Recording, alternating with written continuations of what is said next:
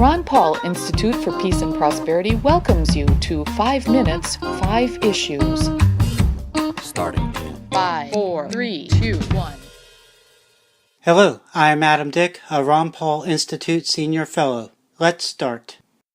Issue 1. A Pew Research Center study comparing the media coverage of United States Presidents Bill Clinton, George W. Bush, Barack Obama, and Donald Trump during their respective first 60 days in the presidency concludes the Trump coverage was much more negative. For Clinton and Bush, there was a rather small gap between positive and negative coverage, with Clinton's coverage calculated at 27% positive and 28% negative, while Bush's was 22% positive versus 28% negative. For Obama's first 60 days, the coverage ratio changed significantly, with positive coverage at 42%, about twice the negative coverage at 20%. For Trump, positive coverage plummeted to 5%, and negative coverage ballooned to 62%. Issue 2.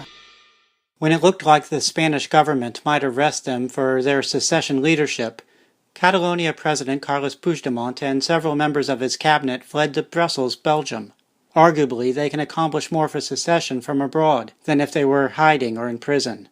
But there is more to the story. Brussels is in many ways the headquarters of the European Union, and Puigdemont said Tuesday that he came to what he terms the institutional heart and capital of Europe, because the situation in Catalonia is a European issue and he wants Europe to react. So who does an advocate for decentralized power root for? The nation seeking to suppress a region's secession attempt? Or that region whose president wants the European Union to restrain the nation? Issue 3.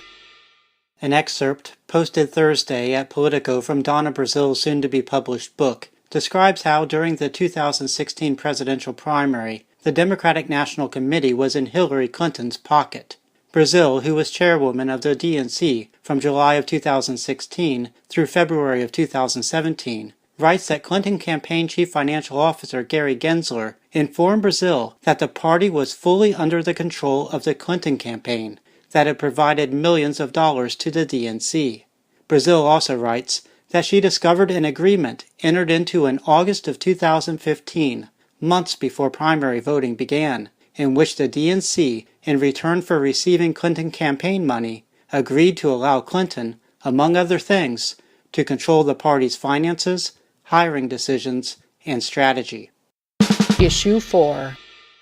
From listening to the media, you might think Twitter has presented convincing evidence that Russian government spies worked round the clock on Twitter to elect Donald Trump president. Reality is much different.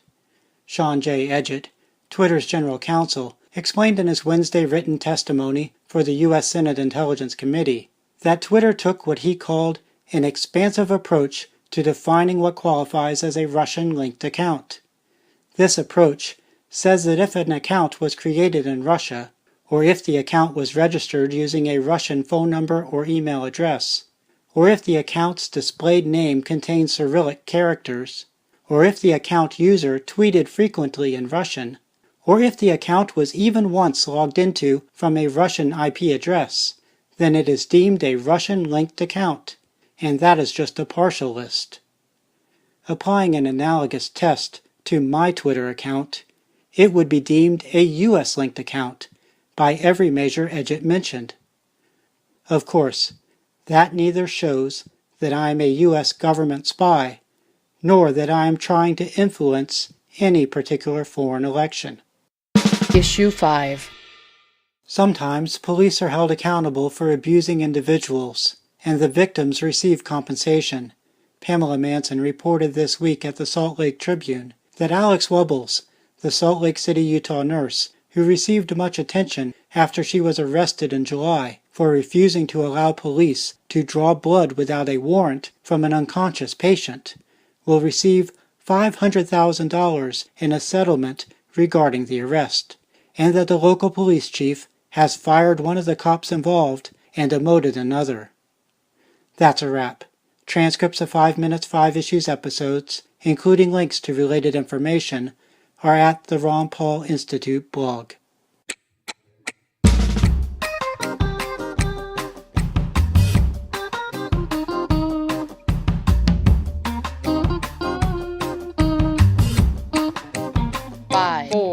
3, 2, 1.